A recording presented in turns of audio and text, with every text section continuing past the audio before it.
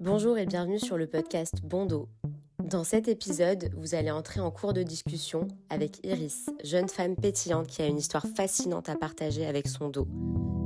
En colocation avec son dos depuis l'adolescence, Iris nous raconte sa scoliose, ses 3 ans de corset et ses 3 opérations. Merci Iris pour ton authenticité. Je vous souhaite une bonne écoute.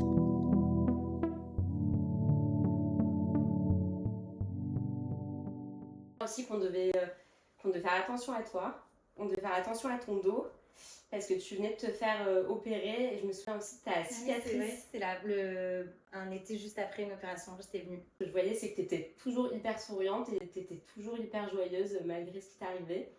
Et c'est vrai que quand je suis rentrée en France et que j'ai été diagnostiquée d'une fracture à la lombaire, j'ai eu envie de t'appeler et j'ai demandé à Léa si je pouvais t'appeler. Et du coup, quand j'ai créé mon podcast, je me suis dit, faut que je l'invite.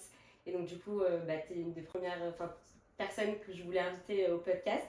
Je suis ravie d'être avec toi et de partager mon histoire avec toi.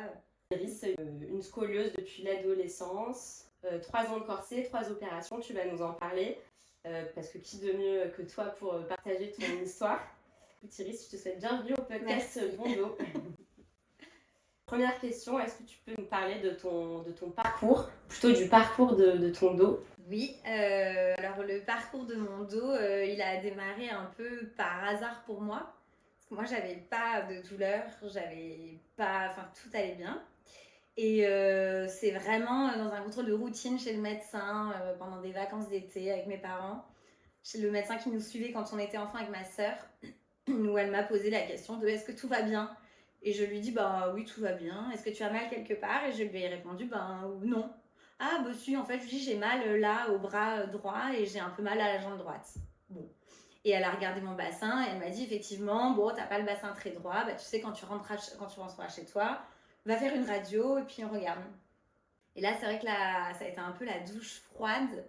Parce que à la radio, on s'est rendu compte que mon dos, en fait, que ma colonne vertébrale était complètement en S et que j'avais une énorme scoliose que moi, en fait, je ressentais pas parce que comme c'était une double scoliose, ça s'équilibrait. Donc, j'avais pas une douleur plus d'un côté que l'autre. Et là, du coup, comme ça s'aggravait un peu, effectivement, ça a commencé à me créer des douleurs musculaires et c'est ce que je sentais. Mais bon, je l'avais absolument pas lié avec le dos. Et globalement, entre effectivement ce rendez-vous chez le médecin en plein été, mon retour, j'habitais en région parisienne à l'époque, mon retour chez moi et l'annonce du corset, il s'est passé 1 mois et demi, je pense. Donc ça a été un peu abrupt dans ma vie de jeune adolescente. J'avais 12-13 ans. Et donc effectivement, à ce moment-là, j'étais suivie à l'hôpital Trousseau à Paris, dans un hôpital des enfants.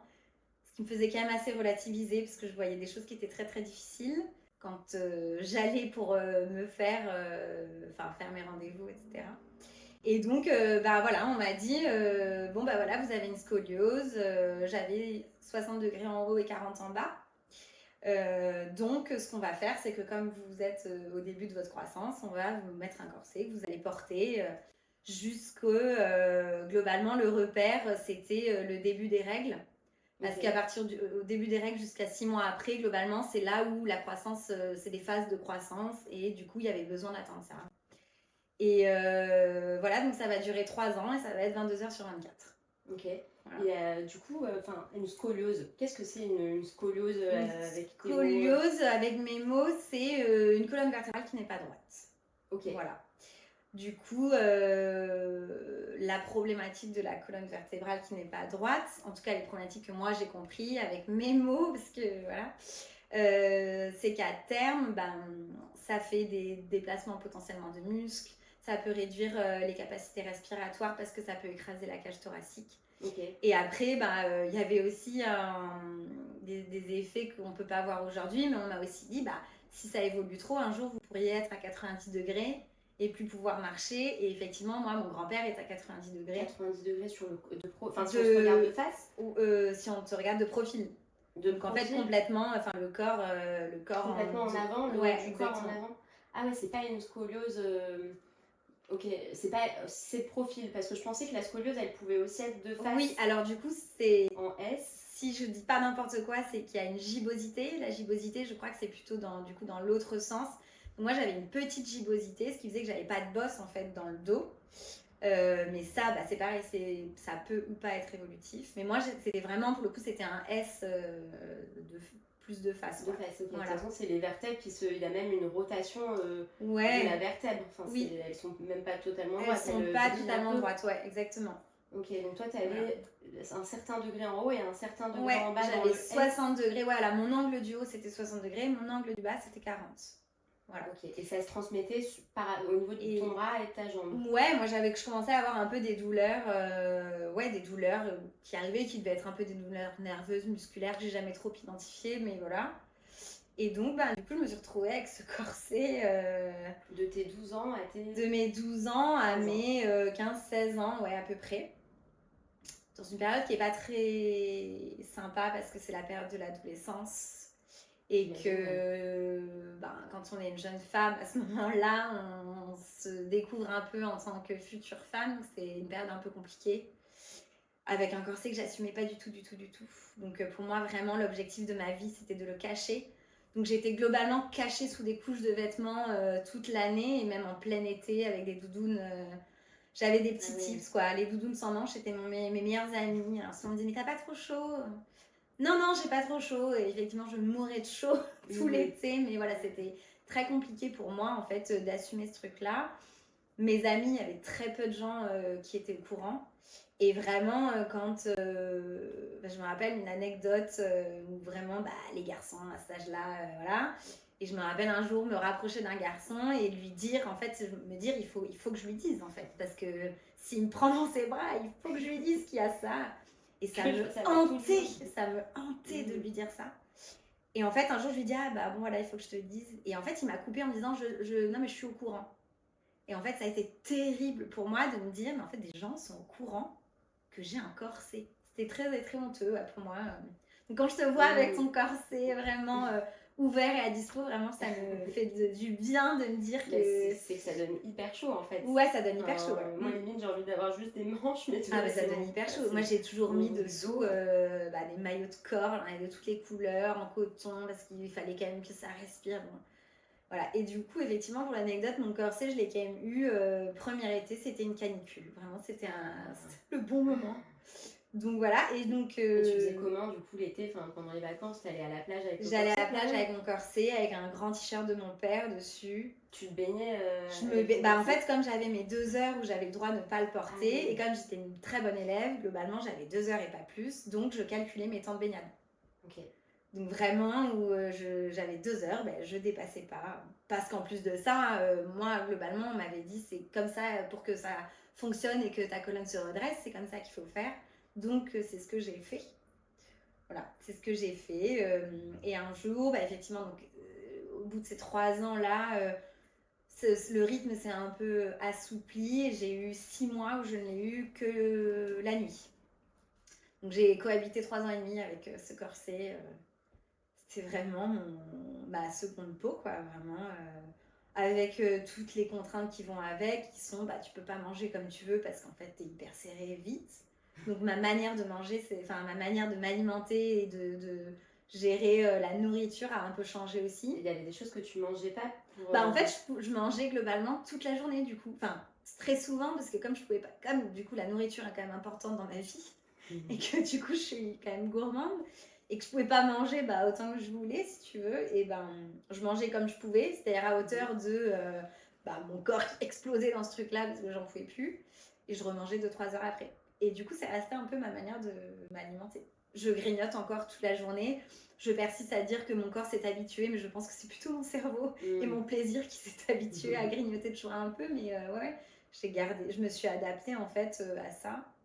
Et après, j'ai vécu avec. C'est vrai que sur le moment, je me dis 3 ans, ça me paraissait le bout du monde. Et maintenant, ça me paraît être anecdotique. Wow. Ouais. Mais c'est vrai que c'était difficile en tant qu'ado.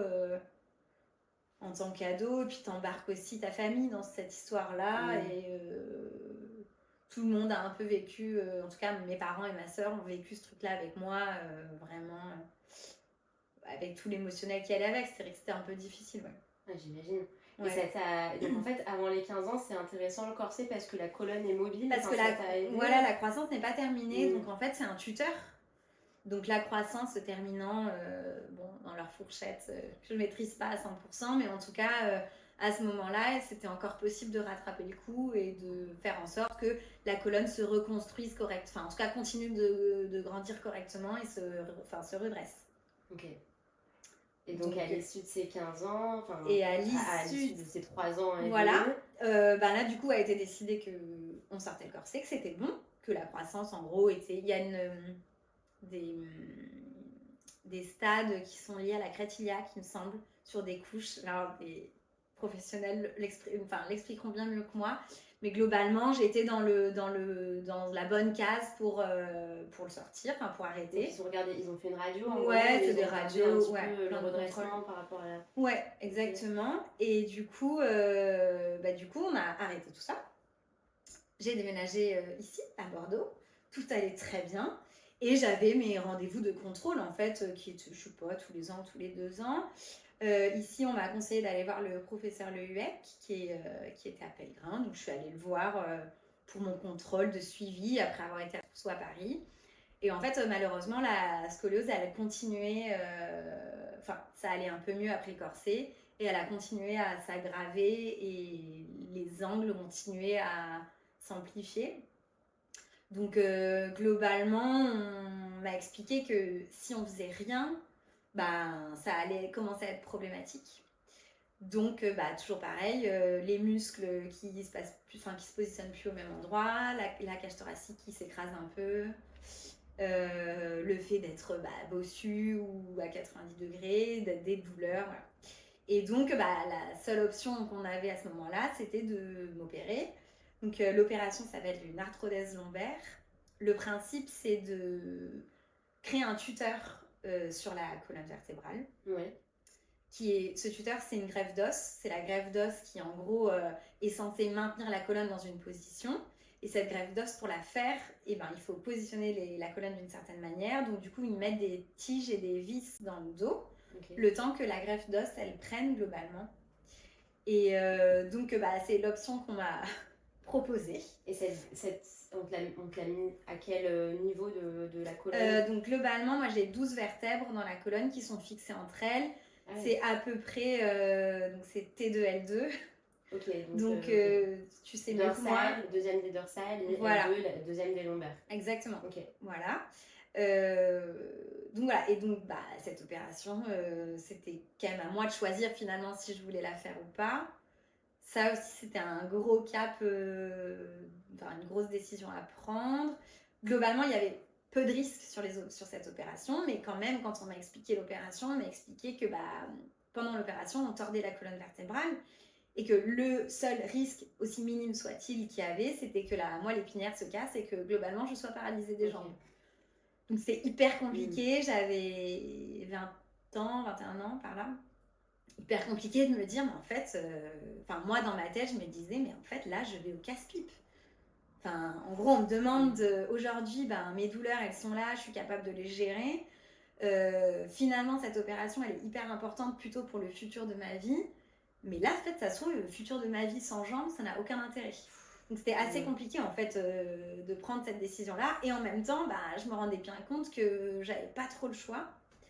Tu sentais là, à ce moment-là, que tu avais quand même des douleurs qui étaient revenues ou des choses comme ça? En fait, à partir du moment, c'est assez bizarre, mais avant mon corset, j'avais pas de douleurs. Et à partir du moment où j'ai eu un corset, j'ai eu des douleurs. Parce que, je sais pas, mais ça m'a... je sais pas... mon corps s'est réadapté, des choses ont bougé. Donc, c'est plutôt depuis que j'ai plus mon corset que j'ai des douleurs finalement. Enfin, j'avais des douleurs avec mon corset parce que tu es maintenu dans une telle position, tu sais ce que c'est maintenant. Tu es maintenu dans une telle position qui va à l'inverse de ta position naturelle, même si ta position naturelle, elle est pas bonne. Moi, globalement, avant mon corset, je marchais, je me rendais pas compte. Avec une épaule, j'étais pas droite. Et du coup, le corset me redressait. Mais en fait, du coup, mes douleurs, elles sont arrivées plutôt après. Mais bon, mes douleurs, je les ai gérées. Donc, c'était un peu dur pour moi de me dire, ok, est-ce que je vais au bout? Donc, là, t'avais quel âge? 20 ans. Ok. 21 ans. 21 ans. Ok. Donc, vraiment l'âge où t'as absolument aucune envie. Ouais, t'étais en école. Ouais, t'es bien en fait. Voilà. Et donc du coup, j'ai décidé de le faire parce que je me suis rendu compte que quand même, pour ma vie future, c'était nécessaire. Je te cache pas que la veille de l'opération, j'ai dit à mes parents, j'y vais pas. Vraiment, j'y vais pas du tout. Et mes parents et ma sœur, qui ont toujours été d'un accompagnement sans faille, mes parents m'ont dit, en fait, c'est ton corps, c'est ta vie, donc on t'obligera jamais à faire ça. Si t'as pas envie, on n'y va pas. Bon, je leur ai regardé, je leur ai dit, non, en fait, je vais y aller quand même, c'est idiot, on y va. Mais voilà, après, je me suis fait accompagner quand même par quelqu'un pendant 6 mois, parce que dans ma tête, je me disais, le 12 juin 2012, c'est la fin de ma vie, et c'est une nouvelle vie, c'est une vie sans jambes, enfin voilà, c'était mon obsession, c'était un peu ça. Donc vraiment, les 6 mois qui ont précédé, j'ai eu la date de mon opération en décembre, je me suis fait opérer le 12 juin 2012. Ces 6 mois ont été très longs, très longs. Et donc, j'ai eu cette opération, sachant qu'effectivement, avant l'opération, tu as quand même pas mal de tests à faire, des radios, des trucs. Comme du coup, potentiellement, tu peux être auto-transfusé. J'ai eu des prélèvements de poches de sang. Moi qui supportais pas la moindre piqûre, je me disais, en fait, tu fais. Hein. Quand t'as pas le choix, tu fais. Donc voilà, j'ai eu un test qui était assez douloureux, ça s'appelle le test des potentiels évoqués. J'ai jamais passé un moment aussi terrible de toute ma vie où vraiment c'est le seul rendez-vous médical où je suis allée toute seule sans mes parents en leur disant non mais c'est bon, c'est ok. En fait, c'est des tests de la moelle épinière qui leur permettent d'avoir des témoins pendant l'opération pour savoir quand ils tordent la colonne si la moelle épinière réagit bien ou si en gros elle réagit mal. Auquel cas, si ça réagit mal, ils arrêtent l'opération. Ok. Mais comment ils savent En fait, ils placent les tests des potentiels évoqués, ils placent des espèces d'électrodes, je sais pas, c'est des petites aiguilles qui m'avaient placé tout le long de la tête jusqu'aux chevilles pour voir en fait comment réagit la moelle naturellement. Et pendant l'opération, ils replacent au même endroit. Et quand ils tordent la colonne, ils voient si du coup ce qui se passe au niveau de la moelle épinière est la même chose que ce qui se passait normalement en temps normal. Ok, d'accord. Voilà, c'est comme ça qu'ils se rendent compte. Mais c'est assez magique pour le coup. Moi, j'ai regardé une vidéo de l'opération après m'être fait opérer parce que j'avais envie de comprendre comment ça marchait. C'était une bonne idée de la regarder après parce que vraiment, c'est de la charpente. Enfin, c'est des vis. Les vis, elles sont grandes comme ça. Donc, des vis, j'en ai une quinzaine. J'ai 2 tiges. Donc, ils te cut directement. Ils visent dans les vertèbres en fait. Ils ouvrent le dos en deux. Ils ouvrent. Et là, ils percent dans les vertèbres. Ils percent dans les vertèbres, ils mettent les vis. Ils calent une tige. En fait, tu as 2 vis par vertèbre. Okay. Ils mettent une tige sur le premier côté. Ils plug un espèce de gros ciseau. Alors vraiment, je le dis avec mes mots. Si le chirurgien m'écoutait, je pense qu'il se dirait que c'est peut-être pas très académique de l'expliquer de cette manière. Mais en tout cas, c'est comme ça que je l'ai compris. Et donc, ils pluguent cette espèce de ciseau et ils tordent en fait la colonne. Et la deuxième tige, elle permet de fixer en fonction de comment ils ont redressé la colonne. Et une fois que tout ça est en place, là, ils grattent, je crois, avant l'épine dorsale avec laquelle ils font une espèce de mix, une espèce de plâtre. Et ils viennent en gros sceller, sceller tout le montage qu'ils ont fait. Et ça, en fait, ça se fait un peu comme du plâtre. Et voilà. Et après, ils referment et voilà. Ah oui, ça fait vraiment cuisine ou charpente. Ouais, c'est de la charpente, vraiment. Moi, ouais. Mais je trouve ça fou de me dire que j'ai tout ça dans le dos au final. C'est fou. Et après cette opération, du coup, donc on te referme. Ouais. Bam, tu te réveilles. Et là, je me réveille. Ouais. Là, je me réveille. Je regarde si mes pieds bougent. C'est vraiment les premiers mots que j'ai dit. Je pense que je n'ai cessé de les répéter pendant tout le temps où j'étais en soins intensifs en train de me réveiller complètement dans le coltard. Je ne faisais que dire, mes parents et ma soeur sont venus, je leur disais mes pieds bougent. Mes amis qui sont venus vraiment, je leur disais mes pieds bougent. Je disais n'importe quoi, mais je disais mes pieds bougent. Donc du coup, c'était ok. Et après, quand je suis remontée en chambre au bout de 48 heures, je crois, et le lendemain, on m'a mise debout. Et là, vraiment, c'est bizarre parce que tu as quand même un corps étranger. Donc, aujourd'hui, là, mon matériel, je le sens plus ou moins. Enfin, en tout cas, je pense que mon corps s'est habitué. Mais vraiment, le jour où je me suis levée, j'avais l'impression qu'on m'avait greffé un parpaing, quoi. Vraiment, j'avais un sentiment de lourdeur alors qu'en fait, c'est du titane, donc c'est hyper léger. Okay. Donc, du coup, il a fallu réapprendre un peu à bouger. Mais c'est assez magique, hein. Je remarchais tout à fait normalement. C'est plus mon... Ouais, c'est le lendemain ou... Bah, 48 heures après, ouais. Ah ouais. C'est plus mon appréhension, tu vois, qui me faisait aller doucement, etc. Mais en soi, j'étais debout. Tu avais le droit de reprendre tes activités. Bah, avec un kiné au début. Ouais. Je suis restée 15 jours à l'hôpital. Ok. Et donc, il y a un kiné qui venait tous les jours. On marchait un peu. Puis après, c'était vraiment petit à petit, les escaliers.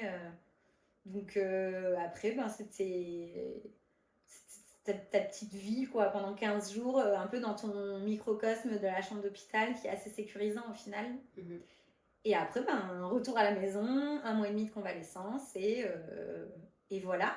Et globalement, normalement, ça s'arrête là. Ok. Voilà. Ça donc là, bam, tu t'es fait opérer, t'as déjà eu 3 ans et demi de corset, oui. Tu t'es fait opérer, t'as 21 ans. Et là, normalement, c'est bon. Et là, normalement, c'est bon. T'es parti pour... Enfin, en gros, t'es reparti pour un tour avec un dos qui est droit. J'ai quand même gagné 2 cm dans l'histoire. C'est vrai? Bah ouais. Du coup, ma colonne a été redressée. Et oui. Et ça, j'avoue que c'est assez fou quand même quand tu vois les radios avant-après. La colonne, elle est quasiment droite. Enfin, c'est fou, assez incroyable. Ouais. Vraiment assez incroyable. Et du coup, ben, globalement, ça allait, sauf que ben, le matériel me gênait. En fait, le matériel monte assez haut quand même. Et du coup, ben, ça me créait des espèces... C'est un peu difficile à décrire. C'était un peu des espèces de décharges électriques. Parce que mes omoplates, selon les positions que j'avais, elles venaient taper contre le matériel. En tout cas, c'est comme ça que je le ressentais. Et donc, c'était pas le matériel qui était en contact avec ta moelle épinière? Non. Appuyait ta moelle? Non, c'était vraiment, je pense, les tissus. Et donc, bon. Et en fait, globalement, ce que j'avais compris, enfin, en tout cas, c'est comme ça que ça fonctionne, ce qui est important, c'est la greffe d'os. C'est pas le matériel. Une fois que la greffe d'os a prise, globalement, bah, tu peux sortir le matériel. Et donc, du coup, ben, contrôle avec le chirurgien et je lui dis, ben voilà, le matériel me gêne, ça m'envoie des espèces de petites décharges électriques, c'est vraiment pas confort. Et lui, ben, il me fait faire tous les examens, des scanners pour voir la densité osseuse, etc. Et puis, il me dit, c'est OK, on ouvre, on sort le matériel et on referme. Ça se fait. Pour lui, enfin, vraiment, il n'y avait pas de sujet. Et ça, c'était combien de temps après ton Et donc, ça, c'était 4 ans après. Ok. 3 ans après. C'était 3 ans après. Donc, du coup, bah, 3 ans après, rebelote. Mais pendant 3 ans, ça veut dire que le matériel, il te gênait quand même un petit peu? Ouais, de plus en plus. Okay, il me gênait. Ouais, après, tu sais, t'as quand même le temps que ton corps s'habitue, etc. Donc, voilà, donc 3 ans après, globalement, on décide de reprendre, enfin, le chirurgien et moi, avec mes parents, on discute, etc. Et on se dit, bon, bah, go, on y va. En plus de ça, ça fait 3 ans, la greffe a pris. C'est pas nécessaire de garder le matériel, donc on y va. Donc, rebelote. Là, il y avait quand même moins d'angoisse liée au risque, parce qu'en fait, il ouvrait, globalement, il dévissait. Schématiquement, c'était un peu ça. Donc, c'est ce qui s'est passé. Donc, bon, bah, nickel. Après, de nouveau, hospitalisation et tout ça. Donc, ça, c'était... Voilà. Ça devait de nouveau s'arrêter là. Ça devait de nouveau s'arrêter là. Et en fait, ben, pas de bol, faute à pas de chance. Un jour, j'étais avec Arthur, donc mon mari aujourd'hui. Un soir dans le canapé, je me baisse pour mettre ma chaussette et je sens un truc bizarre. Je lui dis, trop bizarre, j'ai senti un truc dans mon dos. Bon, voilà, la discussion s'arrête là, on dîne. Et je me réveille dans la nuit et je le réveille en me disant, j'ai un truc qui va pas dans le dos, j'ai un truc qui va pas. Il y a un truc qui va pas, je peux pas t'expliquer quoi, mais il y a un truc qui va pas. Donc lui, bah, un peu désemparé, me dit, bah, tu sais quoi, appelle un médecin. Donc me voilà appeler SOS médecin et leur dire, bon, bah, en fait, voilà ce que j'ai eu. Je sens qu'il y a un truc bizarre, mais je sais pas quoi. J'ai une énorme douleur musculaire dans la cervicale. Ça m'était déjà arrivé. J'avais déjà été aux urgences pour une énorme douleur musculaire dans la cervicale. Et en fait, on m'avait mis sous paracétamol. C'était ni plus ni moins qu'une énorme contracture. Okay. Donc en fait, là, je me dis, ça semble être un peu ça, mais bon, c'est quand même clairement pas mon métier. Donc voilà. Et le médecin au téléphone me dit, bah écoutez, est-ce que vous avez des fourmillements? Non. Est-ce que vous avez ci, ça? Non. Juste, j'ai très mal et je trouve qu'il y a un truc bizarre. Et lui me dit, bah, on arrive, on va voir. Donc il vient, bon. Et il me prescrit une radio. Il me dit, bah, demain matin, allez faire une radio, on va voir. Je sais pas, mais au fond de moi, il y avait un truc qui était pas ok. Va savoir pourquoi. Je pense que mon cerveau a somatisé. Je me suis réveillée 2 heures après avec des fourmis dans toutes les jambes. Et donc, panique à bord. Donc, je réveille Arthur, en lui disant là, quand même, c'est très bizarre. J'ai des fourmis partout dans les jambes. Et donc, du coup, je rappelle SOS médecin en leur disant bah voilà. Là, j'ai quelqu'un qui est venu, il m'a dit ça, je lui ai refait le topo. Il m'a dit de rappeler si j'avais des fourmis, j'étais des fourmis plein les jambes. Et donc, la personne au téléphone me dit, bah, allez aux urgences. Et donc, me dit, bon, vous appelez quand même ambulance, etc. Vous y allez pas. Et je dis à Arthur qui bossait le lendemain, en vrai, je pense que c'est moi. Comme j'ai quand même un petit fond hypocondriaque, je dis à Arthur, tu travailles hyper tôt demain matin, t'inquiète, j'y vais toute seule. Non, je viens avec toi. Non, c'est bon. J'ai dit, t'inquiète, c'est ok. Je te rappelle dans 2 heures, on va poser une perf de Doliprane. Je pense que ça va aller. Donc, j'arrive aux urgences, je suis prise en charge. Et là, on me fait une radio. Et là, effectivement, ça peut me mettre des petites émotions. On me fait une radio et... Pardon.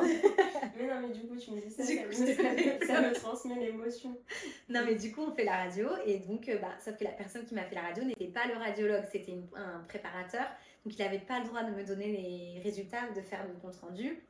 Et donc, il me donne cette radio et je repars en chambre. Sauf qu'en fait, moi, à ce moment-là, ça fait des années que je fais des radios du dos. Donc, des années, je sais ce que c'est en fait un dos avec, je connais mon matériel, je sais comment c'est. J'ouvre cette radio et là, je vois ma tige cassée. Donc, on m'avait enlevé une partie du matériel, donc j'avais plus qu'une tige et demie en fait, globalement. Et je vois la grande tige. Qui tenait du coup qui tenait la structure. Et en fait, je vois cette tige cassée. Et là, vraiment, j'ai hurlé. Littéralement. En fait, je me suis sentie très très seule dans cette chambre. J'ai hurlé. Une infirmière est arrivée en me disant mais qu'est-ce qui se passe? Et je lui dis mais je hurlais, ma tige est cassée, ma tige est cassée. En fait, ça pouvait pas arriver. Enfin, vraiment, c'était... Quand on en avait discuté avec le chirurgien, oui, c'était possible, mais bon, c'était très, très, très, très, très rare. Ça lui était arrivé une fois dans sa carrière parce que la personne qui l'avait opéré avait repris le taekwondo un mois après. Donc, ok, mais là, tu avais fait des choses, j'avais fait du rien sport, fait. Des trucs... Non, comme je suis pas très sportive, vraiment, et que pour le coup, non, j'avais rien fait. Et donc, vraiment, là, c'était un peu le ciel qui me tombait sur la tête, donc je comprenais pas trop. Donc là, j'ai quand même appelé Arthur. Je dis en fait, là, il y a un petit problème. Et donc, voilà, je vois cette tige cassée et l'infirmière qui savait plus où se mettre, la pauvre, en me disant, mais vous savez, ça va aller. Et je disais, non, en fait, là, je sais que ça va pas. Et en fait, à ce moment-là, je le sais, donc je me bouge. Et en fait, je sens, en plus de ça, dans mon dos, les deux tiges, enfin, les deux morceaux, en fait, je les sentais à ce moment-là. Qui se touchaient. Et en fait, c'était assez terrible, mais globalement, je sentais quand elles étaient l'une sur l'autre et quand, clac, ça tombait à côté. Donc là, du coup, consultation avec l'ortho, qui vient voir, qui regarde et qui me dit, là, ce qu'il faut voir, c'est s'il n'y a pas un risque neurologique que la tige, globalement, qui vient de casser, fasse des dégâts autour. Voilà. Donc, il n'y avait pas de risque parce que tout tenait bien. Ça tenait bien au-dessus, ça tenait bien en dessous. Et donc, me voilà, après ma nuit aux urgences, à avoir un rendez-vous avec mon chirurgien. Et lui, il me dit, bon, là, en gros, on va réparer, quoi. On va réparer. Sauf que moi, à ce moment-là, je venais d'avoir un nouveau boulot. J'étais en période d'essai et je lui disais, mais là, en fait, pas du tout. Moi, je suis jamais en arrêt maladie, je suis jamais malade. Donc là, je peux pas m'arrêter. Je suis en CDD, il faut que je fasse mes preuves, il faut que j'ai mon CDI à la fin, donc pas possible. Donc, me voilà négocier avec lui et il me dit, bon, en fait, c'est OK. La structure tient, il n'y a pas de risque neurologique, donc OK, on opère dans 1 mois et demi, quoi. Donc, j'ai fini, en gros, ma période de CDD. À 9h30, je suis repartie au boulot après cette nuit de l'enfer parce qu'en fait, dans ma tête, je me disais, mais ils vont jamais me croire.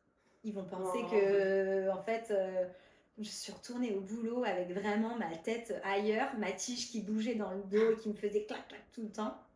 Et en fait, à ce moment-là, mon boss me dit, enfin, je lui explique et il me dit, ma femme a la même chose que toi. Et là, je me dis, ah, trop bien, il va voir que je lui mens pas et que vraiment, c'est pas cool ce qui m'arrive, voilà. Et donc, du coup, j'ai passé le mois et demi avec ma tige cassée. Et puis... Du coup, au quotidien, tu sentais qu'elle bougeait? Ouais, je sentais qu'elle bougeait. Okay. Et vraiment... Ça devait être bizarre comme ça. Ouais, c'était hyper bizarre. c'était vraiment hyper bizarre, c'était pas du tout agréable et à chaque fois ça me créait un peu de stress quand même. Je me disais mais elle se balade, enfin elle est où? Est-ce qu'elle est bien? Elle tient bien? Voilà. Donc du coup voilà, donc j'ai fait moi avec cette tige cassée. Tu lui as donné un prénom? Je lui ai pas donné de prénom vraiment. C'était fatigant vraiment. J'en pouvais Tu plus. m'étonnes. Donc en 2016, un an après, je me suis fait réopérer et en fait on m'a remis finalement tout le matériel qu'on m'avait enlevé parce que la structure globalement, ce que m'a expliqué le chirurgien, c'est que malgré tout l'os il est plus costaud que n'importe quoi. L'image qu'il m'avait donnée c'est un arbre avec du vent. Il m'avait dit l'arbre il tient, mais le vent il est quand même très très fort et donc ça peut faire tomber l'arbre et il m'avait expliqué qu'en fait l'os il était plus fort que le titane et que comme ma scoliose elle était évolutive, la structure, comme on avait enlevé un morceau, ça avait un peu déséquilibré et que la greffe osseuse, la qualité de mes os était peut-être pas si bonne qu'on pensait et que c'est pour ça que ça avait cassé. Okay. Donc, par exemple, quand la troisième opération, on m'a refait la greffe osseuse, on a pris de l'os dans la crête iliaque. Okay. Parce que semblerait-il que ce soit de l'os un peu plus costaud. D'accord. Je ne referai pas l'expérience, je vais laisser le matériel jusqu'au bout. Ouais, donc là, pas, non, là vraiment, je vais les garder. Ouais. Donc voilà. Mais parce qu'en fait, c'est l'os qui a bougé en se déplaçant, en voulant refaire la scoliose, qui a cassé la tige. Ouais, exactement. Ouais, qui a du coup, elle est contre finalement la structure qui avait été mise en place et donc du coup, ça a cassé. Ça a cassé. Et c'était vraiment un peu une nuit hors du temps pour moi, ce truc-là où vraiment je me disais, mais pas de bol en fait. Ah ouais, j'imagine quand t'as dû voir ta radio et la tige cassée, t'as dû te dire, mais. Ah j'ai hurlé. Ah ouais. Et là, t'avais quel âge? Et donc là, j'avais, ma dernière opération, j'avais 25 ans. T'avais 25 ans. Ouais. Okay. 25, ouais, c'est ça, 25 ans. Ok. Donc, c'est vrai qu'après mes 3 ans corsés, 3 ans et demi, mes 3 opérations, ça te fait quand même une bonne partie de ta vie qui tourne un peu autour de ça. Ah oui. Ah oui. Mais voilà, et en même temps, je me rappelle ma grand-mère, à chaque fois que je la voyais, elle me disait « Oh, ma pauvre !» Tout le temps, ma pauvre. Et je sais pas, mais moi, depuis que globalement j'ai eu mon corset, je sais pas, j'avais un truc où, typiquement vis-à-vis de mes parents, je me disais, mais eux, ils s'en veulent, en gros, de m'avoir fait un dos en carton. Sauf qu'en fait, ils y sont pour rien. Donc, j'avais du mal à me plaindre quand j'avais mon corset. Souvent, j'allais me faire des petits craquages de pleurs dans les toilettes, bien toute seule, histoire de pas encombrer mes parents et ma sœur, qui étaient, à mon sens, déjà bien encombrés avec ça. Mais c'est vrai que pour le coup, c'était un peu une histoire de famille, parce que eux, ils ont vécu ça avec moi. Et oui. Et du coup, ouais, t'as un peu, au-delà du côté physique, t'as un peu tout ça. Et donc, ma grand-mère, mais c'est toujours ma pauvre, ma pauvre. Oh, et tout le temps, je disais, mais mamie, en fait, moi, j'ai pas de pathologie, j'ai pas de maladie incurable. C'est ok, c'est tout à fait mécanique, tu vois. Je dis, c'est impressionnant, mais je dis, tout va bien, t'inquiète, hein, moi, c'est bon, je suis réparée. Donc, j'étais plus, je pense, convaincue pour elle que vraiment au fond de moi. Mais j'ai toujours eu ce truc de me dire attention, c'est pas grave, ce qui m'arrive n'est pas grave. Mais par contre, c'est vrai que dans ton quotidien, c'est contraignant. Ouais, il y a quoi dans mon quotidien, j'ai à faire par exemple porter du poids, idéalement, c'est pas idéal. Et après, en vrai, j'ai quand même très souvent mal au dos. J'ai très souvent mal au dos. Si je suis fatiguée, ça tire un peu plus. J'ai en fait, comme le milieu de mon dos est mobilisé, c'est le bas de mon dos et le haut de mon dos qui compensent. Donc souvent, j'ai soit des douleurs en bas, soit tout le temps les trapèzes hyper contracturés. Alors après, faute à moi aussi, j'ai pas fait tout ce qu'il fallait au niveau du sport. C'est-à-dire j'aurais dû aller à la piscine, probablement pour muscler mon dos, je l'ai pas fait. Vraiment, le sport, c'est pas mon truc. 0-0, aucun sport? La danse. Donc voilà, oui, mais c'est pas assez intensif. C'est pas assez intensif, je pense, pour que ça compense. Donc il aurait fallu que oui, je fasse ça, sauf qu'en fait, moi, il y a un moment où ça me saoulait un peu que tout soit lié à mon dos. J'ai pas envie d'aller à la piscine, donc voilà. Ça prenait beaucoup de place déjà, et du coup, t'avais peut-être envie de faire autre chose, penser à autre chose. Oui. En tout cas, pas faire de sport. Donc je pense que j'aurais moins mal aujourd'hui si j'avais fait plus de sport ou si j'en faisais plus. Je sais que c'est pas gravé dans le marbre et qu'on peut changer, mais vraiment pour le coup Ouais, c'était difficile pour moi de m'imposer d'autres choses parce qu'au milieu de tout ça, il y a quand même de la kiné toutes les semaines depuis que j'ai 12 ans, quoi. T'en fais encore de la kiné? Donc j'en fais encore. Alors je fais des pauses de temps en temps parce que je fais des petites overdoses. Et que j'ai testé, je sais pas, je pense qu'en tout et pour tout, j'ai dû voir 25 kinés. Donc j'ai vraiment testé tous les trucs.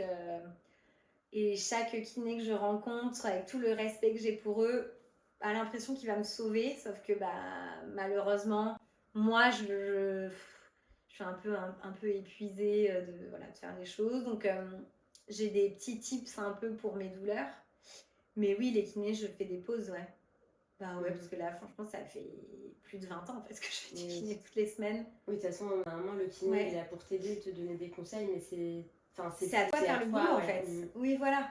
Donc, du coup, bon, je suis pas une élève modèle sur le suivi et je pense que j'aurais pu mieux faire. Mais tu peux, je peux toujours le faire. Je regrette pas mon choix parce qu'en fait, à un moment, ça me saoulait, quoi.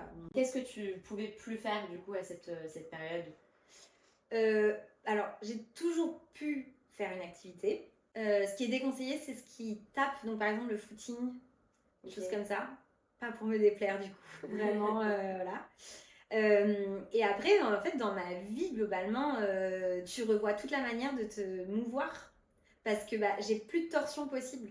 Donc, par exemple, les angles morts en voiture, je peux les faire dans une certaine mesure. Donc, voilà, au lieu de tourner, je lève mes fesses, je me tourne. Donc, il y a plein de petits trucs en fait. Sur l'autoroute? Ouais, en fait, tu fais un peu différemment. Ok.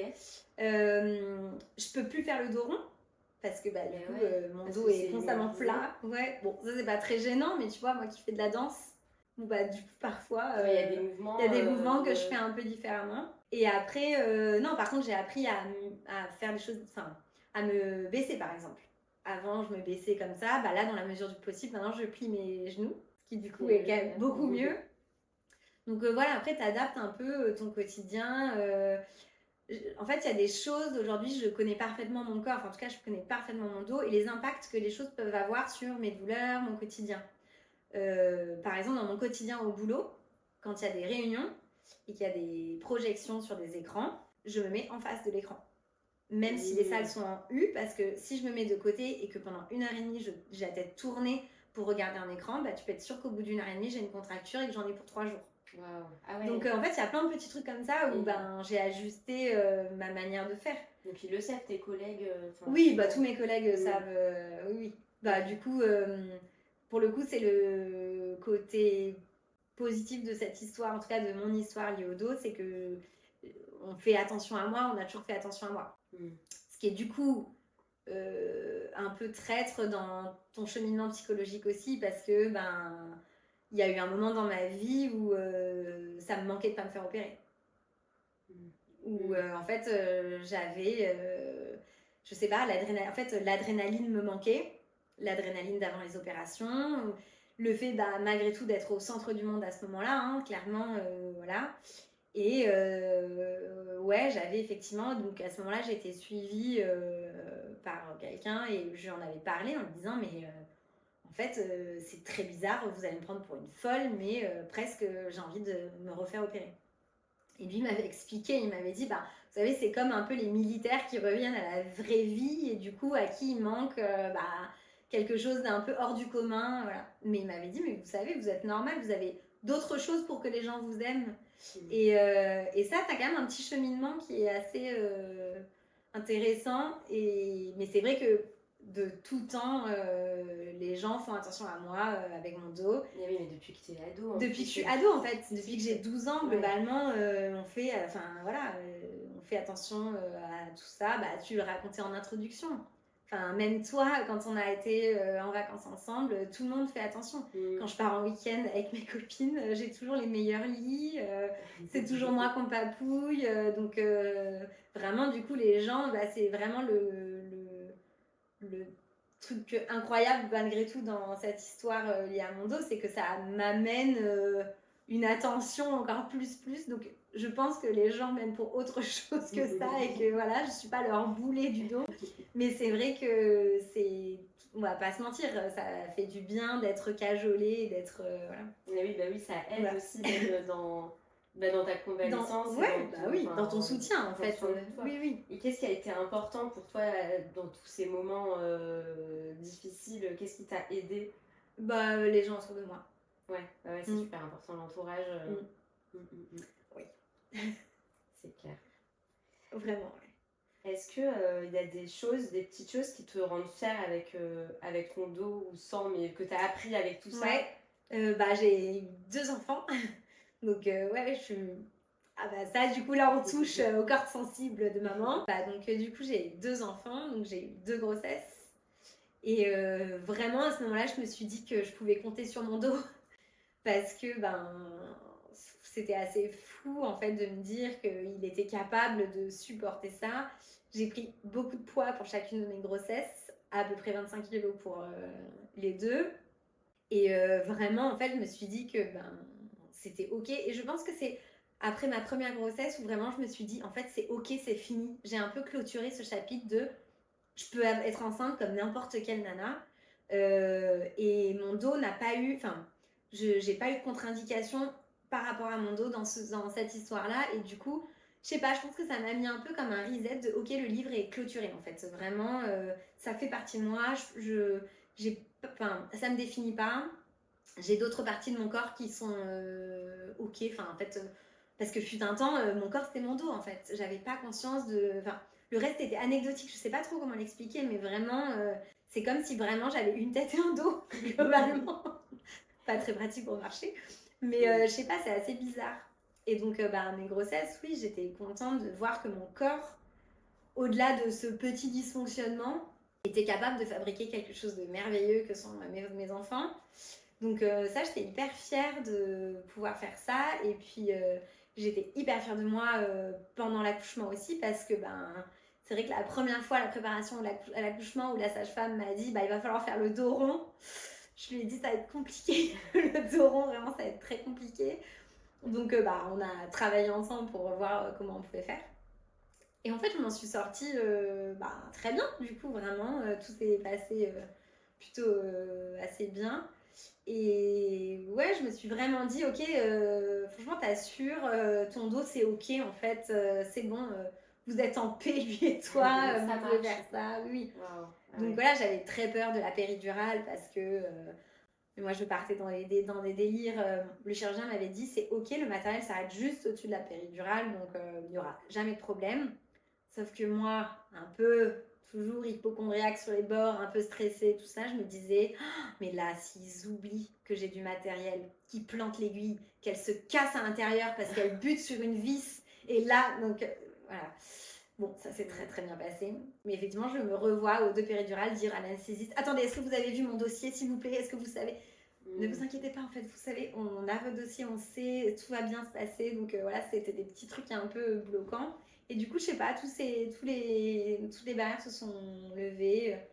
Mon dos a supporté ses 25 kilos et il a fait 2 merveilleux enfants. Donc vraiment, ça, c'est ma grosse fierté, ouais. De me dire mon corps est fonctionnel pour d'autres choses et voilà. Ouais, ça, c'est cool. Comment tu te sens aujourd'hui et quelle est ta relation avec ton dos? Aujourd'hui, mon dos et moi formons une belle coloc. Mais en tout cas, on s'est habitués l'un à l'autre. J'identifie plus mon dos comme la seule partie de mon corps. J'ai vraiment le sentiment que ça fait partie de moi et que c'est mon petit truc à moi globalement, mais qu'il y a plein d'autres choses qui me constituent.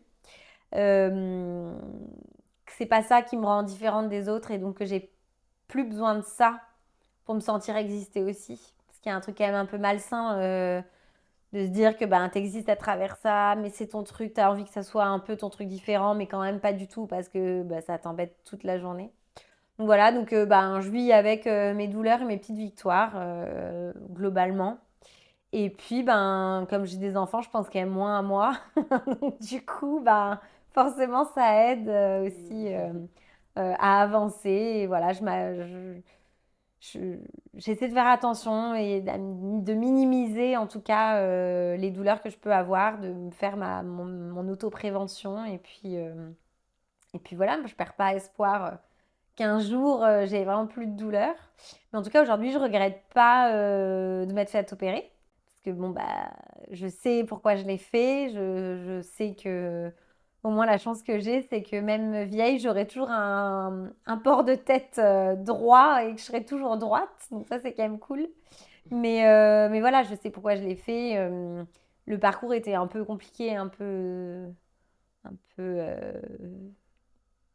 challengeant émotionnellement parlant, au-delà de physiquement. Mais voilà, ça m'a appris plein de choses aussi. J'ai des merveilleux souvenirs de ces moments à l'hôpital. Ça fait partie des souvenirs incroyables de ma vie parce que ben, j'ai eu tellement d'amour et j'ai tissé des liens tellement forts que j'avais déjà avec mes amis, mais qui ont, enfin vraiment, ça s'est ancré. Donc ça m'a appris beaucoup de choses quand même.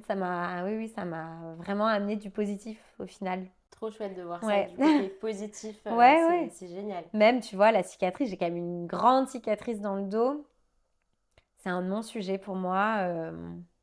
Je suis même plutôt assez fière, voilà. Donc, ouais, ouais, c'est un parcours qui est devenu du coup un quotidien pour moi et c'est OK, vraiment. Trop bien. Ouais. Est-ce que tu mets en place des rituels particuliers en prévention ou en vigilance? Pas assez. Je fais des petits, j'éteins plus des incendies que je ne fais de la prévention. Donc ça, c'est peut-être finalement ce sur quoi il faudrait que je travaille dans le futur. Je manque de rigueur, clairement, pour ça. J'ai des phases quand même où du coup, je fais plus ou moins. Donc je mets plus des petits rituels de prévention dans mon quotidien attention de ne pas tourner trop vite la tête parce que ça peut me créer une contracture. Attention de ne pas rester dans une position qui peut m'en créer une autre de l'autre côté. Voilà, ce genre de choses. Attention de ne pas apporter du poids et de vouloir faire la fortiche parce qu'en fait, bah, je vais le payer. Donc voilà, c'est plus des petites préventions de la vie courante. Et puis attention de voilà, de pas me faire mal globalement. Ouais, des petites choses comme ça, effectivement, où dans mon quotidien, je fais attention. Ouais, j'essaie de faire attention. Ok, Voilà. super. Est-ce que tu aurais des conseils pour les jeunes ou les moins jeunes qui sont touchés par des scolioses? À qui on dit, vous êtes en pleine préadolescence et vous allez avoir un corset pendant 3 ans, toute la journée. Mon conseil, c'est de vivre ce moment-là, en tout cas, et d'écouter les professionnels qui sont autour d'eux, parce que si c'est le conseil qui leur est donné, c'est que c'est le bon conseil. Parce qu'on a de la chance d'être dans un pays avec des gens qui sont très professionnels et un corps médical qui est vraiment très expert dans tout ça. Donc, il faut voir ça comme une chance, de dire qu'on peut être soigné et qu'on peut avoir plein de choses pour aller mieux. Aujourd'hui, moi, ben, j'ai l'impression qu'effectivement, c'était un épisode dans ma vie. J'ai peut-être tendance un peu à le minimiser, mais quand je l'ai vécu à fond et c'était surtout très dur émotionnellement parlant. Donc, mon conseil, c'est aussi de ne pas hésiter à parler avec des gens qui ont vécu la même chose, parler avec des professionnels qui peuvent nous accompagner aussi. Moi, j'ai été clairement accompagnée avant mes opérations parce que à ce moment-là, j'arrivais pas à gérer ces émotions-là toute seule. Donc, il y a le côté, on soigne le physique, mais bah, on peut soigner aussi d'autres choses en même temps et pas rester dans Ouais, des c'est un difficultés. ensemble. Ouais, c'est un ensemble. Et puis après, ben, de s'appuyer sur les gens qui sont autour de nous. Moi, c'est vraiment ouais, le soutien moi, que j'ai eu, les gens qui étaient autour de moi, mes amis, ma famille, ma sœur. C'est finalement ça qui aussi aide à traverser ces moments-là. Et puis, c'est une histoire, enfin en tout cas moi c'est comme ça que je l'ai vécu, c'est pas mon histoire au sein de ma famille en l'occurrence, c'est vraiment ma famille qui a vécu ça avec moi. Et donc ben il faut se dire qu'on tout le monde est quand même impacté par ce genre de petits tracas et il faut pas avoir peur de dire ben que ça nous embête et il faut pas avoir peur de pleurer un bon coup parce que ça va mieux. Donc voilà, mon conseil c'est vraiment de vivre ces émotions du coup et de les explorer jusqu'au bout pour accepter que ben, ce moment qu'on est en train de passer, il n'est pas très très cool, mais qu'il ira probablement mieux à un moment. Et que c'est pour les bonnes raisons qu'on fait ça et qu'on prend soin de soi. Et on a plein de de merveilleuses personnes, même au-delà de ça, enfin, au-delà du corps médical. Aujourd'hui, il y a quand même plein de médecines aussi douces, parallèles, de sports plus doux qui accompagnent toutes ces pathologies qui étaient un peu moins développées. En tout cas, j'avais le sentiment que c'était moins développé quand moi j'étais plus ado, mais sur lesquels on peut s'appuyer. Donc voilà, mon conseil c'est et tout passe. Vraiment, voilà, tout passe, tout se vit. Il y a pas de... C'est pas une maladie incurable. C'est juste, Non, il faut c'est quand même s'en... le pilier Voilà, du mais il faut corps. s'en accommoder et puis il faut vivre avec. Et donc, comme du coup, il faut vivre avec, il faut trouver les options qui nous conviennent. Donc, relativiser, mais pas minimiser. Trop bien. Voilà. Mais écoute, merci beaucoup. Merci pour cet échange et pour toutes tes Merci. confidences et ton parcours. C'est très riche. Merci. Merci à toi. C'était moi aussi, tu vois, ça clôture mon livre, moi aussi. C'est ma petite thérapie à moi Trop d'en bien. parler. Ça me fait plaisir de partager mon expérience. Donc, Bon, mais trop cool. merci. Merci d'avoir écouté cet épisode jusqu'au bout. Si vous souhaitez rester informé des prochains épisodes, n'hésitez pas à vous abonner sur la plateforme d'écoute de votre choix. Et si vous aussi vous souffrez de pathologie du dos ou si vous travaillez sur la santé et le bien-être du dos, n'hésitez pas à me contacter sur mon compte Instagram k.l.pilates. À bientôt!